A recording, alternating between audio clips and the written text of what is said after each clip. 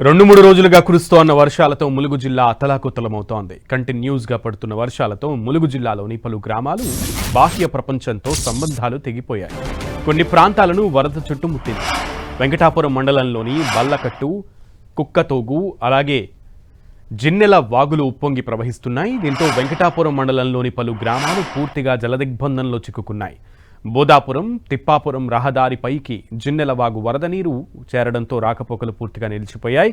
దీంతో పెంకవాగు, తడపల, తిప్పాపురం, కలిపాక తదితర అటవీ గిరిజన గ్రామాలు బాహ్య ప్రపంచానికి దూరమయ్యాయి. వెంకటాపురం మండలం వ్యాప్తంగా వర్షాలు కురవడంతో అధికారులు అప్రమత్తమయ్యారు. వరద ముప్పు పొంచి ఉన్న గ్రామాల్లో పోలీసు శాఖ సిబ్బంది విధులు నిర్వహిస్తూ సహాయక చర్యలు చేపడుతున్నారు. ప్రజలకు ఎలాంటి ఇబ్బందులు కలగకుండా ఉండేందుకు క్షేత్రస్థాయిలో విధులు నిర్వహిస్తున్నారు. మరోవైపు వరద ప్రవాహం గ్రామాలను చుట్టుముట్టడంతో ప్రజలు, వైద్య సేవలు, అత్యవసర అవసరాల కోసం గిరిజన గ్రామాల ప్రజలు తీవ్ర ఇబ్బందులు పడుతున్నారు. అత్యవసర పరిస్థితుల్లో తప్పనిసరి ప్రాణాలకు తెగించి పడవలపై ప్రయాణాలు చేస్తున్నారు.